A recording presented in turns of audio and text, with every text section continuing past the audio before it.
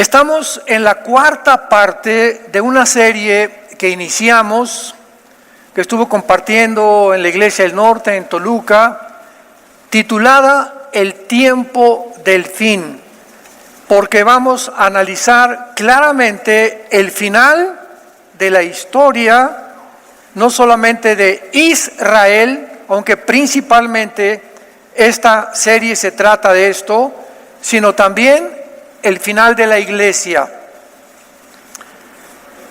El libro de Daniel es el libro más maravilloso, con el contenido profético más profundo y sobre todas las cosas un contenido que apunta hacia el futuro. En el libro de Daniel hay dos términos en el hebreo que se traducen el tiempo del fin o los postreros días o el día del Señor. Y estos términos nos apuntan a que todas las profecías del capítulo 2, capítulo 7, capítulo 8, capítulo 10, 11 y 12 de Daniel son de carácter profético, describiéndonos toda la historia de la humanidad desde hace 2600 años hasta la segunda venida de Jesucristo. Y tal como Daniel percibe la historia o la percibió hace 2600 años, quedó registrada, estampada en este libro maravilloso que quedó sellado. Porque vamos a ver que al final, en el capítulo 12, Dios le dice a Daniel: todas estas cosas, Daniel, que el ángel te ha revelado, lo que has visto en visiones y en sueños, está sellado. En otras palabras, lo que te estoy dando hace 2600 años, van a pasar 2600 años para que la gente lo comience a entender. ¿Y en qué época se le quitó el sello a estas cosas? Precisamente para la última generación. Si realmente nosotros somos la última generación, dice aquí en Daniel 12, véanlo rápidamente, en el versículo 9, le responde el ángel: anda, Daniel, estas palabras están cerradas y selladas hasta el tiempo del fin.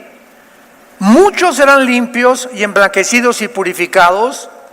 Los impíos, como lo estamos viendo a nuestro alrededor actualmente, procederán impíamente, o sea, la maldad va a continuar y ninguno de los impíos se entenderá, pero los entendidos, los sakal o los sakal en el hebreo, van a entender. Estamos en un tiempo, amados santos de Dios, en el que si tú eres una persona que temes a Dios, eres una persona que ya tienes una vida disciplinada, que te levantas en las mañanas, por todo, así como hay disciplina para levantarte a correr, hacer ejercicio o para lo que puedas, o cualquier otra actividad, se necesita disciplina para seguir a Dios. Y si tú ya estableciste esta disciplina de levantarte en la mañana y abrir tu Biblia, ponerte de rodillas o sentado como mejor te parezca, tener un tiempo de oración y hojear la Biblia, cerrar los ojos, pedirle a Dios entendimiento, sabiduría para tu esposa, para tu matrimonio, para tus padres, para tu escuela, para tu trabajo, etcétera, etcétera. Y antes de acostarte, tu disciplina consiste también, antes de cerrar los ojos, pasar un tiempo, 15 minutos, 20 minutos con la Biblia. Tú eres una persona que vas a entender. De ninguna otra manera es posible entender la revelación de la palabra de Dios y de la Biblia. Porque a Dios no le interesa enriquecer tu conocimiento. Que tengas un doctorado, pues qué bueno que lo tienes, y que te hayas graduado de élite, qué bueno. Pero tú puedes llevar a una persona que simplemente ese conocimiento que has absorbido de la Biblia, no lo estás practicando. Y cuando tú el conocimiento lo pones en la práctica, te vuelves una persona sabia. ¿Qué es la sabiduría entonces? Es la capacidad, si lo quieres apuntar. ¿Qué es la sabiduría? La capacidad de saber cómo aplicar el conocimiento. Rápidamente, de una forma breve. Dios nos dice a los hombres: maridos, amen a vuestra esposa. Efesios capítulo 5. 1 Pedro capítulo 3. Maridos, si alguno de ustedes tiene alguna relación equivocada con su esposa, ni siquiera te atrevas a orar. No me pidas nada, ni esperes prosperar, ni tener capacidad de comprensión si tienes una relación equivocada con tu esposa. Arregla tu relación con tu esposa y entonces vienes y me preguntas y te daré entendimiento. Muy bien, esto es elemental. De aquí en adelante voy a procurar no lastimar a mi esposa. Si hay alguna cosa, perdóname, mi amor. Dime en qué puedo mejorar. Soy un hombre imperfecto, tú lo sabes, como todos los hombres, como todas las mujeres también. Pero quiero que entre tú y yo no nos acostemos nunca sin estar enojados. Vamos a orar. Me humillo delante de ti, mi amor, te hice esto, te hice aquello, etcétera, etcétera. Porque mientras yo no trate a mi esposa como una reina y la considere como un vaso frágil y la tome en cuenta en mis proyectos y en mis actividades, Dios no va a bendecirme. 1 Pedro capítulo 3, ni te atrevas a orar, porque no te voy a escuchar, dice el Señor. Entonces, si yo comienzo a practicar eso en mi hogar, porque el hogar es el gimnasio de la vida cristiana, ahí es donde nos entrenamos, en el hogar. No, yo quiero ser misionero y repartir folletos y por acá, por allá y ser pastor. Espérame un tantito, comienza en tu casa. Comienza en tu casa. Y tu esposa es tu primera oveja, es mi primera oveja.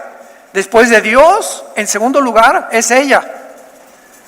En tercer lugar, mis hijos. En cuarto lugar, el ministerio o el trabajo. En cuarto lugar. Y si yo sigo este orden de prioridades, Dios nos va a dar entendimiento para saber en la época que vivimos cómo invertir dinero, dónde invertirlo, qué decisión tengo que tomar con mis hijos, en mi casa, si me cambio de casa, si no me cambio de casa, si compro ese carro o si compro esa motocicleta. Todas estas decisiones parten de un solo punto, de cómo está mi relación con Dios. Para que esa decisión o tantas decisiones que diario tomamos, no nos vayamos a lamentar el día de mañana por lo que decidí y escogí el día de ayer. O por la decisión que hice o que tomé sin haber consultado a Dios. Entonces, ¿por qué la gente a nuestro alrededor vive llena de arrepentimiento, de ansiedad, de culpa, de temor, y esto y el otro, y esto y el otro? Porque no tienen paz. El estrés es una de las enfermedades más grandes que dominan el mundo actualmente. ¿Y qué es el estrés? Un estado que te levantas y estás de malas y estás así viendo y te enojas y gritas y no has perdonado y tienes odio y estás en contra de todo el mundo, crees que todo el mundo te ve y crees que nunca te vas a casar y que todo te va a salir mal. Es un estado de intranquilidad interna por falta de paz, porque no tienes paz, porque te desconectaste de la fuente de la energía. Si yo tengo mi celular y no lo conecto todos los días a la fuente de energía, agarro mi celular y aprieto los botones y no sale nada, porque el celular no tiene carga propia, la obtiene de la electricidad y el celular funciona. Si yo estoy desconectado 2 o 3 días sin Dios, ¿qué voy a hacer? ¿Voy a apretar mis botones? No, yo sé cómo resolver el problema con mi hijo. Yo sé cómo resolver el problema con mi esposa. Yo sé cómo invertir dinero. Voy a comenzar a tomar decisiones sin ser guiado por Dios. Porque Jesús dijo, separados de mí. ¿De veras lo crees? ¿De veras lo crees? ¿Que separados de Jesús? Cero. Juan 15:5. Nada podemos hacer. Si realmente lo creo, vengo pero diario a saber que mi decisión con Dios, mi conexión con Dios va a determinar mi futuro, mi paz, mi tranquilidad, mi sabiduría, mi comprensión de las Escrituras. Pero me digo cristiano y tengo 2 o 3 días que no leo la Biblia. Llego el domingo y en lugar de la Biblia traigo el calimán a la iglesia. Pero es que ponen ahora los versículos ahí en las pantallas. Bueno, sí, para muchísima gente que llega por primera vez y que no trae una Biblia, pero tú eres cristiano. Tú tienes que traer el domingo y la pones aquí en tus rodillas y oseas y le buscas dónde está y traes tu pluma y apuntas palabras, etcétera, etcétera. Y con la práctica continua, esta es la espada del Espíritu, con la práctica continua de estar volteándole para acá y para allá, y ahora buscar esto, y ahora me trae la atención esto, y mientras está la alabanza, estoy leyendo esto. Esto es lo que te hace un soldado o un guerrero o una guerrera de Dios, la palabra de Dios.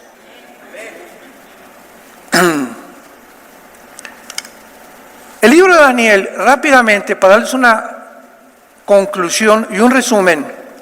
En el capítulo 2 hay una visión de un rey, de una estatua grandísima, con la cabeza de oro, el pecho de plata, el vientre de bronce, las piernas de hierro.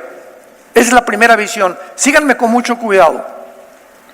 En esta visión, Daniel recibe la revelación de Dios y le dice: Daniel, la cabeza es Babilonia, el oro, el pecho y el brazo de plata es los medos y los persas, el vientre es Grecia y el cuarto imperio es Roma. Exactamente con esta misma secuencia y cronología, la historia nos da testimonio que así sucedió. Cuando vivió Daniel, no habían subido los medos y los persas, porque Daniel vivió bajo Babilonia y alguna parte del rey de Darío de Persia. No había surgido Grecia ni Roma.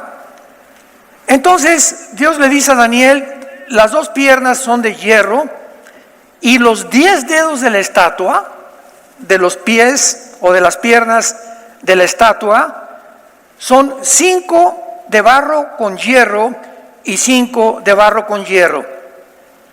Hasta ahí se queda la visión de Daniel, pero termina el capítulo 2 de Daniel diciéndole el Espíritu Santo: Daniel, es en los días de los dedos cuando se va a formar una confederación de 10 naciones. O sea, los 10 dedos representan la última forma de gobierno mundial, la última confederación política, económica y militar que va a existir en el mundo en los días que vienen. Escuche esto con atención: se va a formar 10 naciones, 5 de Europa y 5 de Medio Oriente. Van a formar un G10 en los próximos meses o el próximo año, porque estamos ya a un paso que venga Jesús por nosotros. Cuando oigamos que se juntan 5 naciones del Oriente y 5 de Europa, en ese momento, de una de ellas, Daniel 7, surge el anticristo. Mientras tanto, no podemos especular del anticristo, que si es este, que si es aquel, que es el Papa, que es Obama, son especulaciones. Hasta que no se forme un G10 de 10 naciones, no podremos saber quién es el anticristo. Ahora bien, mucho cuidado. Roma representa las 2 piernas porque el imperio romano se dividió.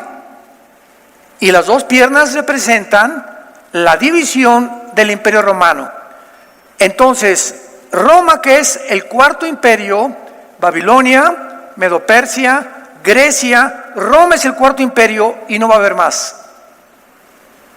No va a haber un quinto imperio antes que Jesucristo regrese, como lo vamos a ver más adelante, más que el del anticristo con las 10 naciones.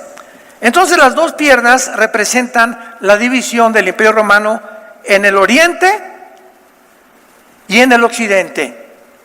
En el año 400 más o menos 50, Roma, ¿verdad?, se queda con el occidente, con la capital de Roma. Pero sin embargo, Roma se divide en Constantinopla, que es actualmente Estambul o Turquía. Y durante casi 1400, aproximadamente 1450 años, desde que se fundó Roma, dura la división oriental. Entonces, es lógico que si se dividió en el oriente y en el occidente, el futuro gobierno forme parte de 5 naciones del oriente y 5 del occidente.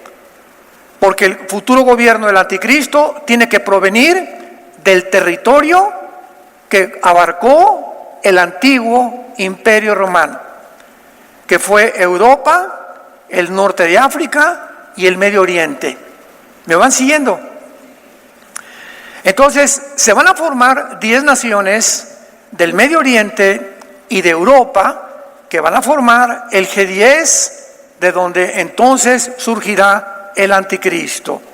El anticristo, ya que estén formadas estas naciones, va a derribar a 3 y van a quedar 7, y dice Apocalipsis 17 que él va a ser el octavo.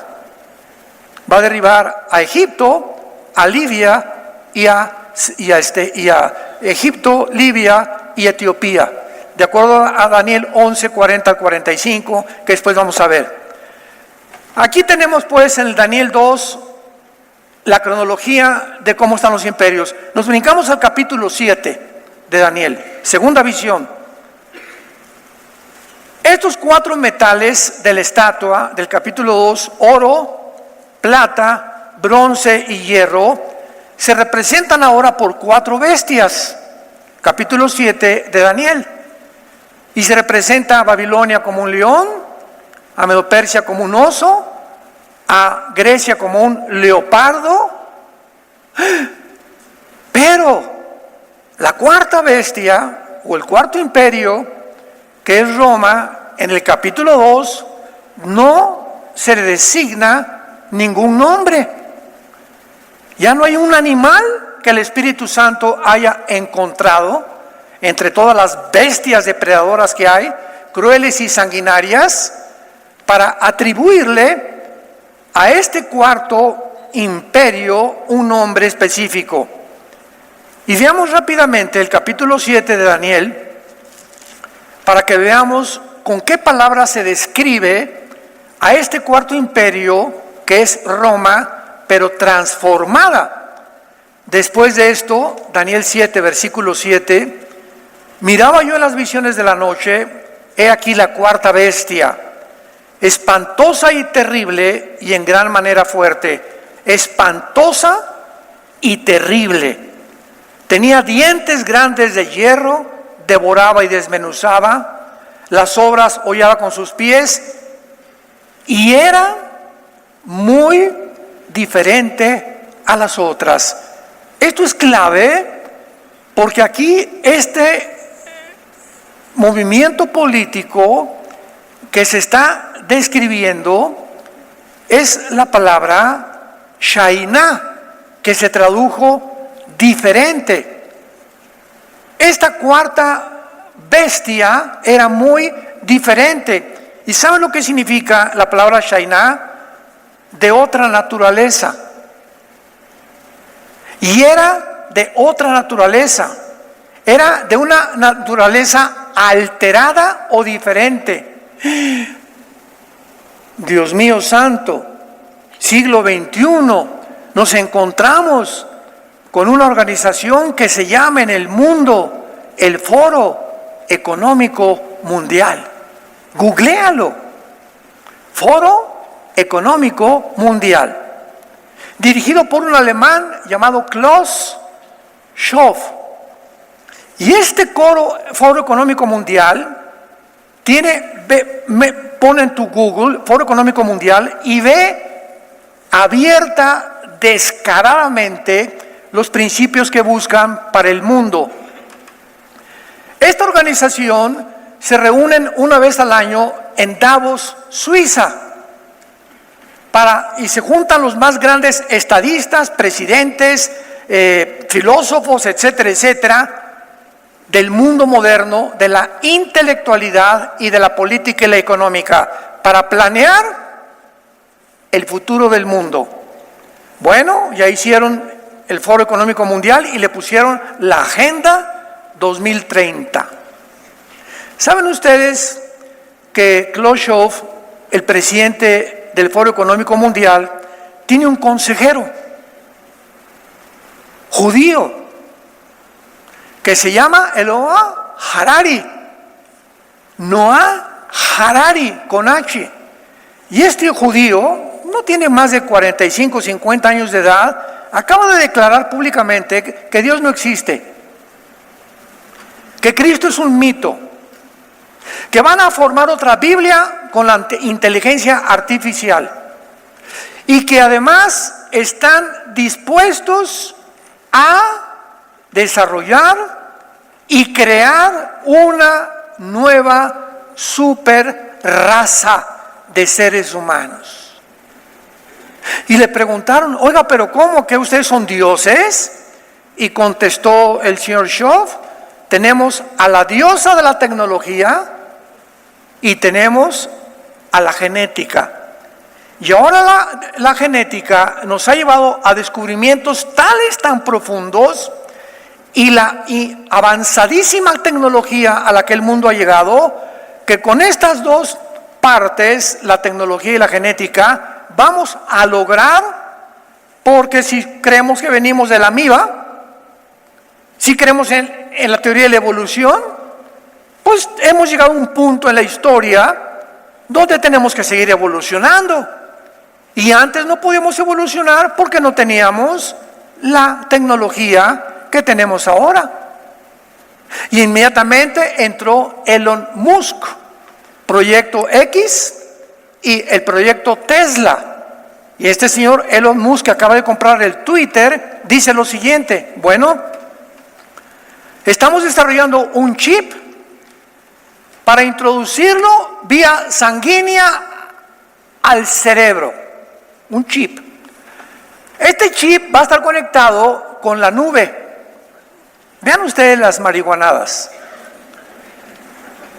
Va a estar conectado a una nube y otras computadoras. Y a través de este chip en el cerebro vamos a ser capaces de cambiar en el ser humano las emociones, la ira, la envidia, la avaricia, el rencor, etcétera, etcétera. Vamos a mejorar al ser humano a través de esta tecnología que ya existe.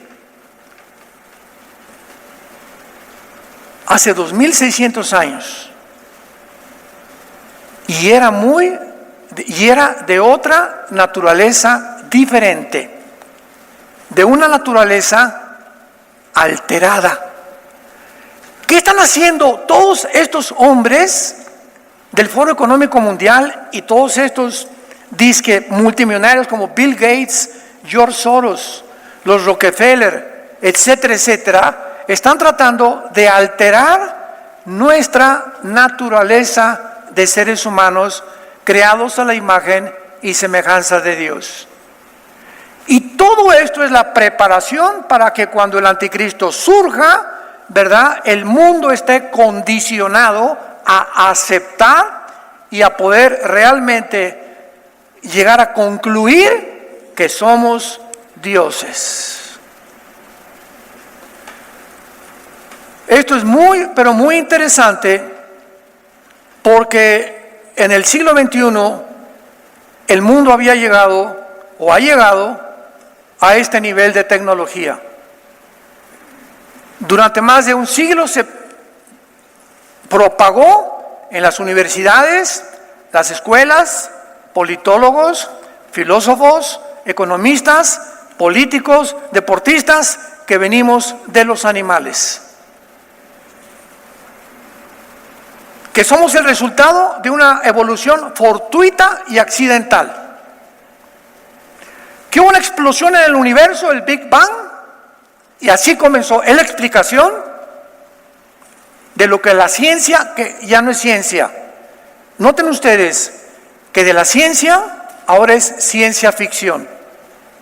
Todo lo que les acabo de decir del chip y el superhombre es ciencia ficción. Ya no es ciencia. La ciencia dejó de ser ciencia. Ahora, ¿verdad? Como decía mi abuelo, ¿quién sabe qué les dieron a fumar? Pero es el mundo, hermanos, que nosotros estamos viendo. Ahora, muy bien. Finalmente, para terminar con la preparación de este cuarto imperio, que está preparando y pavimentando el camino a lo que se viene, al gobierno futuro, nos da Dios entendimiento. Esta agenda necesita destruir forzosamente para que pueda desarrollarse y alcanzar sus objetivos, destruir los principios éticos y morales de la Biblia. El objetivo principal ahorita es ya no el matrimonio, hay que desbaratar el matrimonio. Durante 6,000 años, los principios judeocristianos, éticos y morales, es que una familia es un hombre, una mujer y sus hijos. Los hombres no traen vagina,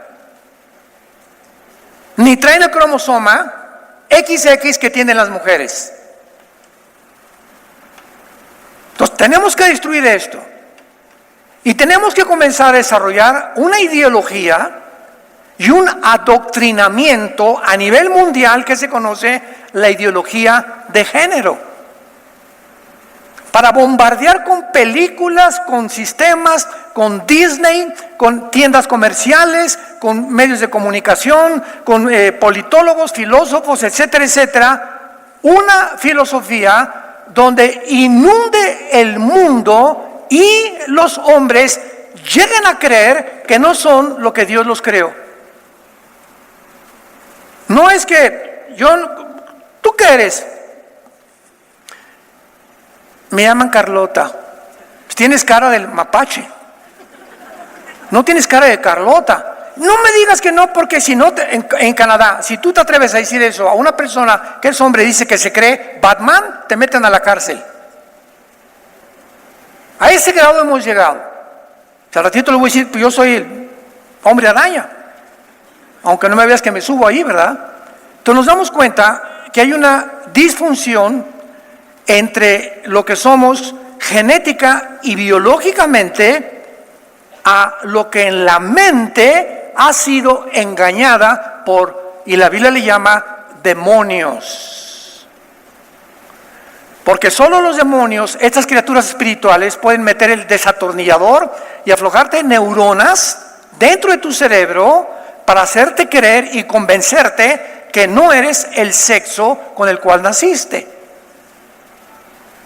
Y lo han llegado a creer. Y ahora comienzan entonces a tal grado que se pueden casar dos hombres y les vamos a dar su regalo de bodas, un bebé. Y ahí está Carlos y Pancho, a la duérmase mi nene. Cuando el bebé necesita la leche de la mamá, la instrucción de la mamá, el cariño de la mamá. Si es hombre necesita la imagen de un padre, no dos mamás o no dos hombres. O sea, hemos violado la naturaleza. Ya olvidémonos de la Biblia. Hay perro y perra, gato y gata, caballo y yegua, vaca y toro, camello y camella, ballena y balleno. Los pájaros, los animales en el campo, hormiga y hormigo. Todo hay una mezcla de dos sexos, nada más. No hay 120 géneros. Pero esta ideología se tiene que introducir con tal fuerza en el mundo para que el programa 2030 del Foro Económico Mundial de resultado, y está dando resultado en cientos de naciones.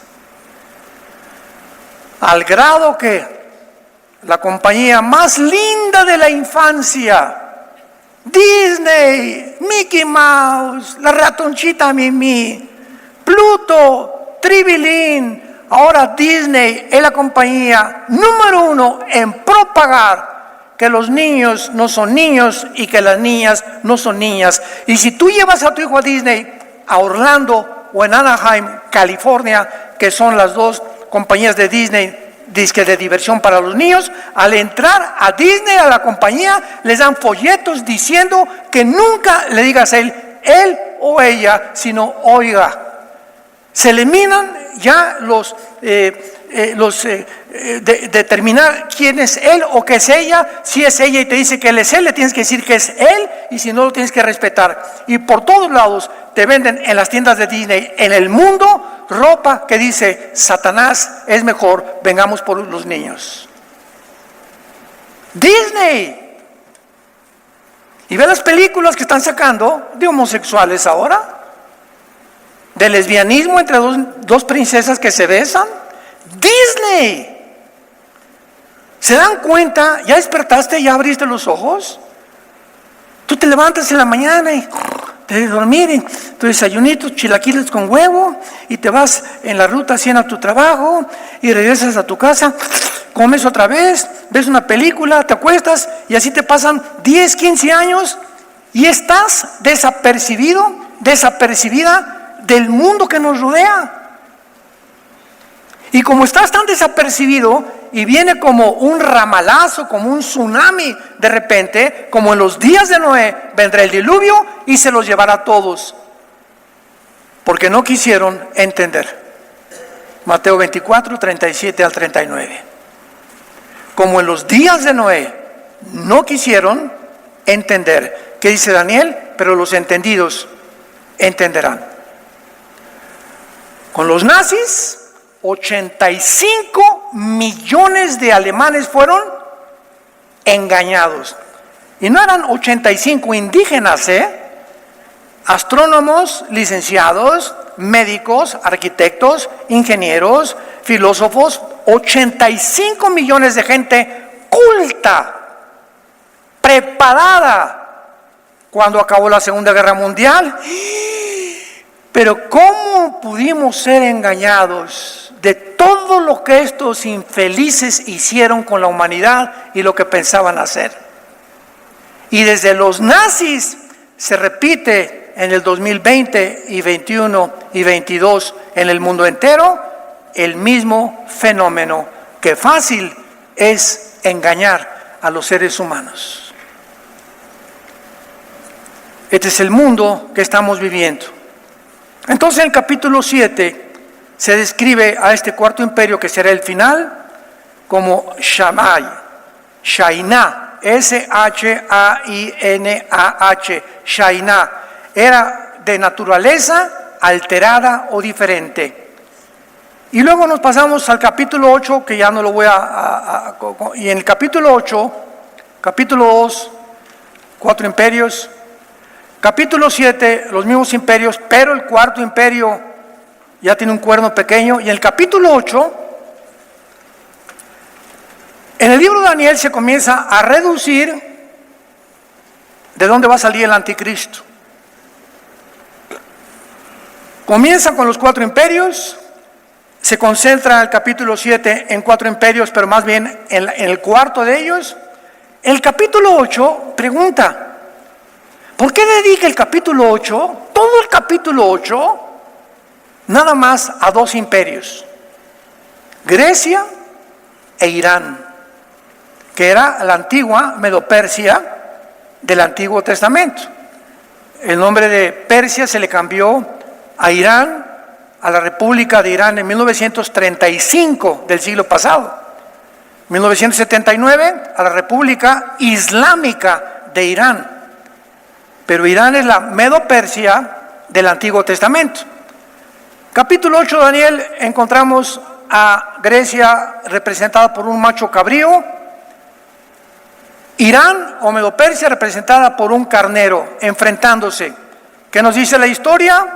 Que fue Alejandro el Magno el que derrotó a los medos y a los persas, con las famosas falanges, con una estrategia sobrenatural de Alejandro el Magno, que nadie le pudo impedir derrotar a los más grandes ejércitos de su tiempo.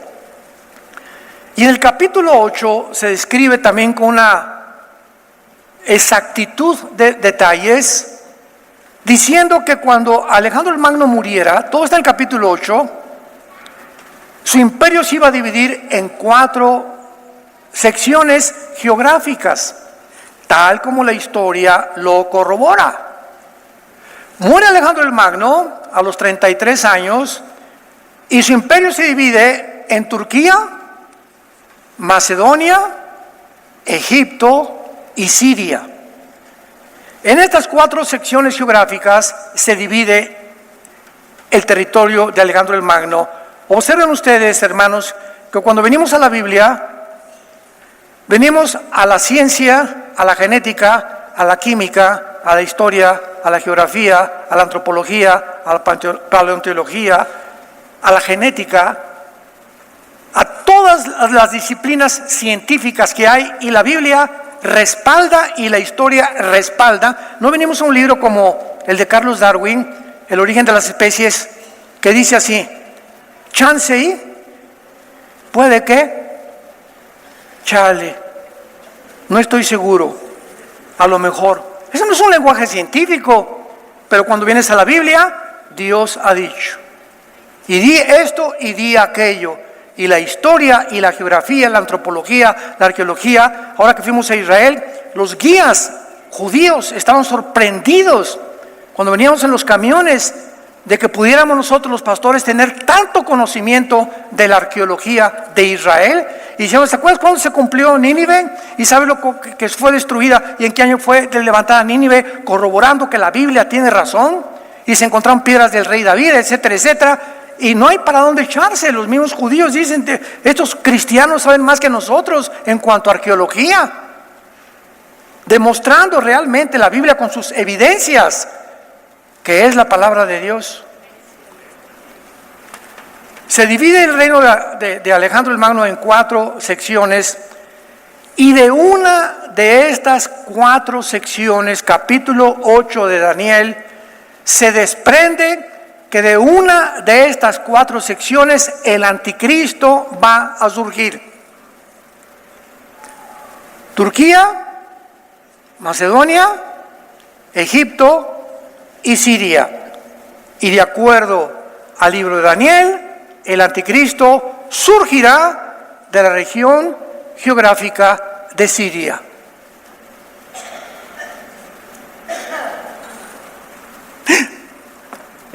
No de Metepec, ni de la avenida Cuauhtémoc. La Biblia es tan exacta. Ahora, estas 4 secciones pertenecieron al imperio griego: Turquía, Macedonia, Egipto y Siria. Alejandro las conquistó. Pero al mismo tiempo, el imperio romano, que conquistó al imperio griego, también conquistó el imperio romano más territorio. Que por ejemplo, Egipto fue el primer imperio que persiguió a los judíos. Luego siguieron los asirios, los babilonios, los medos persas, los griegos y los romanos. Pero de todos los imperios de la historia, ninguno abarcó más territorio que el imperio romano, porque alcanzó casi hasta Inglaterra, el norte de África y el Medio Oriente. Entonces, cuando la Biblia dice que el anticristo tiene que surgir de alguna de las naciones que formaron el antiguo imperio romano, entonces el anticristo, decían, pues va a salir de Europa, de Roma. Otros no, pues tiene que ser romano, etcétera, etcétera, olvidándose que el imperio romano cubrió también el Medio Oriente y cubrió también el norte de África. Y cuando ya escudriñamos profundamente la Biblia, descubrimos el origen del anticristo. Ahora, Siria en el Antiguo Testamento cubría el territorio de Irak, Babilonia antigua. Entonces, cuando se menciona en la Biblia Babilonia, no estaba dividido como actualmente. El Medio Oriente fue dividido desde 1923 a 1943, más o menos. Los ingleses dividieron el Medio Oriente. Cuando los ingleses en 1923 vencieron a los turcos, a los otomanos turcos que habían conquistado el Medio Oriente. Y acabó la Primera Guerra Mundial. Los ingleses tomaron el control del Medio Oriente en 1923 y hasta 1945 los ingleses, después de la Segunda Guerra Mundial, se salieron del Medio Oriente y entonces le entregaron la tierra a Israel, a Jordania, a Líbano, a Egipto, a Siria y a Irak. Pero la repartieron los ingleses.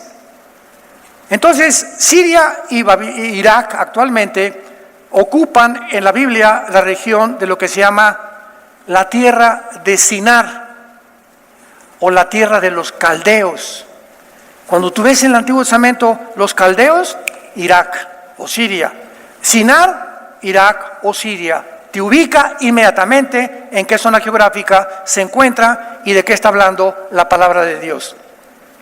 Hay muchas naciones, como Irán, por ejemplo, que Persia, ¿verdad? ¿Dónde estará Persia? Pero la Biblia, aunque no nos dice realmente los nombres que ocupan en el siglo XXI las naciones, la Biblia nos describe siempre la región geográfica. Y por la región geográfica sabemos a qué naciones se refiere la Biblia. ¿Me entienden? Más les vale. A mí me emociona esto, es maravillosa la palabra de Dios. Y pasamos al capítulo 11 y pasamos al capítulo 12, rápidamente vayamos al capítulo 11 y 12 de Daniel. Todo esto fue un resumen. Busquen la primera, segunda y tercera conferencia donde explico con muchos más detalles toda esta historia, esta serie que se llama El Tiempo del Fin, y es lo siguiente.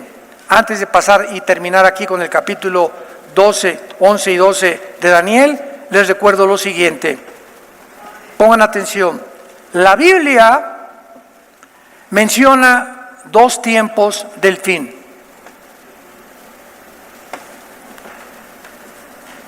Uno, el tiempo cuando la iglesia va a terminar. El tiempo del fin de la iglesia no lo encontramos en el Antiguo Testamento. Siempre en el Antiguo Testamento, cuando digamos tiempo de angustia para Jacob, Jeremías 30, el día del Señor vendrá, el día de Jehová, el tiempo de angustia, todos estos términos en el original hebreo se refieren sin excepción a Israel. Y cuando la Biblia habla del tiempo del fin de Israel, se refiere a los últimos 7 años de la tribulación. Entonces, estos 7 años finales de Israel se llaman, en Daniel 9, la semana 70 de Daniel, que son los últimos 7 años donde Dios termina con la iglesia. El fin de la iglesia acaba con el arrebatamiento. El momento en que la iglesia es sacada del mundo, adiós mundo cruel, ya no te veré, abuelita. Ya no veré a mi perro Fido, ya no veré a mis amigos. Cuando venga Cristo por nosotros, en ese momento terminó la época de la iglesia y la iglesia terminó fracasando. ¿En qué? En la evangelización. Porque dice Mateo 24, ¿será predicado este evangelio? Y entonces vendrá el fin. ¿El fin de quién? No de la iglesia. Todo Mateo 24 es Israel. Cuando vean la abominación desoladora, huyan a los montes. Cristo le está hablando a los judíos. Entonces, somos sacados del mundo, la iglesia va a terminar en la apostasía, que lo estamos viviendo ya. La iglesia termina con la apostasía. Hay un remanente pequeñísimo en todas las iglesias, pequeñísimo de personas que realmente son cristianas, que Dios saca del mundo. Y creo que la mitad de las iglesias cristianas en el mundo entero se van a quedar. Porque las iglesias están llenas de personas que nunca se han arrepentido, que aceptaron intelectualmente una ideología o el cristianismo, lo que sea, pero que siempre trataron igual a la esposa, a los padres, al esposo, a la gente, seguían transando, seguían robando, viendo pornografía, etcétera, etcétera, y el domingo, aleluya, alabaré, alabaré. En fin, Dios saca a la iglesia y entonces tiene que voltearse otra vez a Israel, Romanos 9, 10 y 11, porque Dios no ha terminado con Israel. Y ahora Dios va a tener que sellar a 144,000 judíos, no de Atizapán de Zaragoza, ni mexicanos, judíos étnicos, 12,000 para que esté claro, de cada tribu, que desciendan de cada una de las 12 tribus de Israel. Dios levanta 144,000 judíos para que ellos terminen lo que la iglesia fracasó.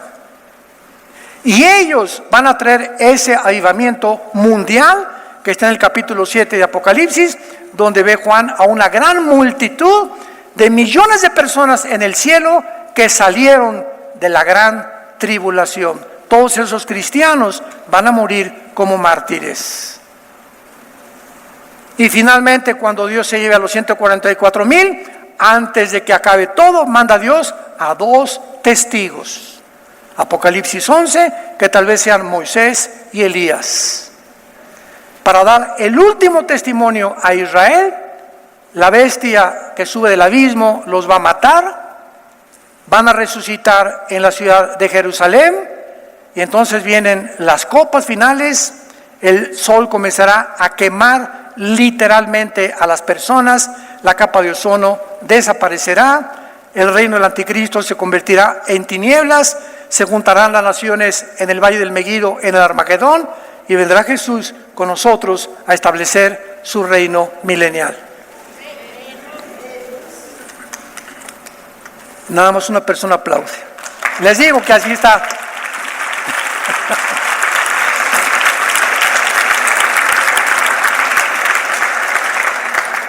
Hermanos, emociónense,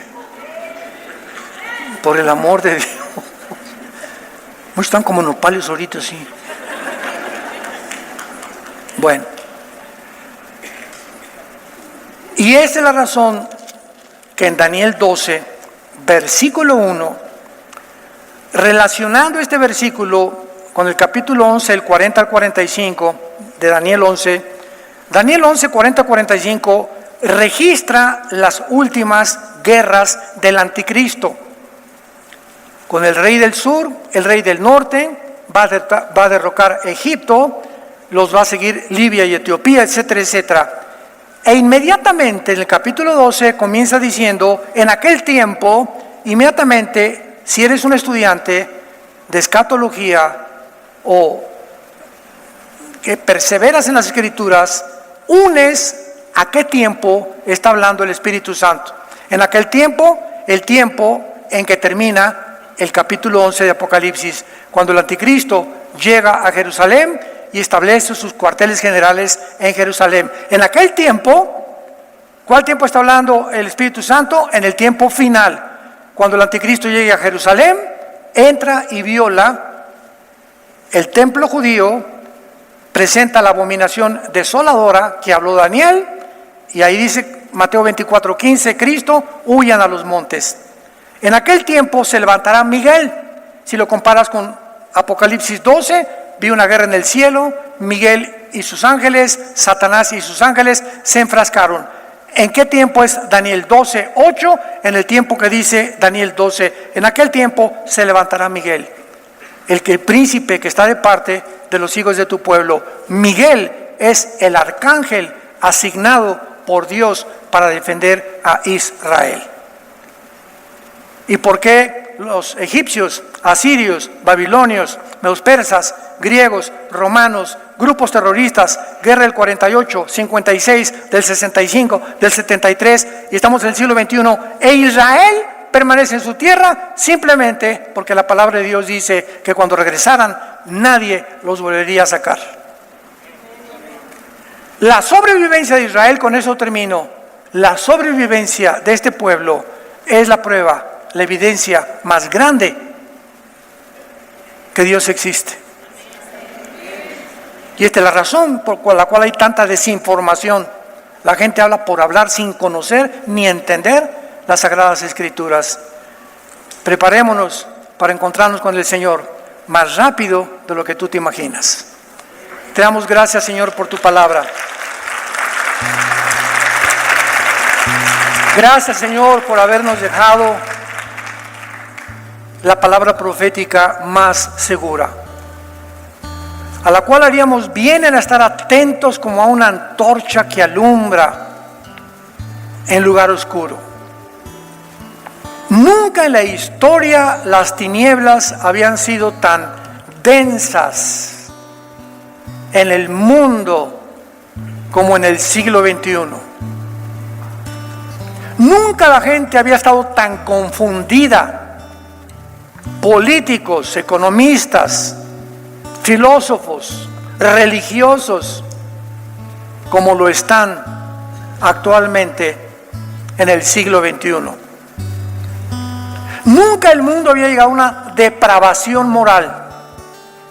Nunca. Al grado que en este siglo las Naciones Unidas han decretado que se acepte la pedofilia en las naciones. No hay perversión más grande, no hay maldad más grande que ver ahora niños violados sin que nadie los defienda, por sometimiento a las Naciones Unidas y a la Organización Mundial de la Salud. Despierta tú que duermes y te alumbrará Cristo. Vivamos una vida irreprensible delante de Él. Tenemos los días contados. Los cascos del Apocalipsis se escuchan ya en el cielo. Él viene ya por nosotros en cualquier momento. Prepárate tú también para encontrarte con tu Dios. Ustedes que nos ven a través de los medios de comunicación y las redes sociales, por la televisión, les invitamos también a que en este momento tan crítico y tan importante le abras tu vida a Cristo y le aceptes en tu corazón como tu Señor y Salvador, con estas palabras: Señor, te pido perdón por mis pecados. Creo que en la cruz pagaste por ellos con tu sangre preciosa y que a los 3 días resucitaste a los muertos. Creo que fuiste crucificado, enterrado y resucitado a los 3 días. Y ahora te pido, Señor Jesucristo, que entres a mi vida como mi Señor y mi Salvador. Te doy las gracias por tan grande salvación. En el nombre de Jesús. Amén.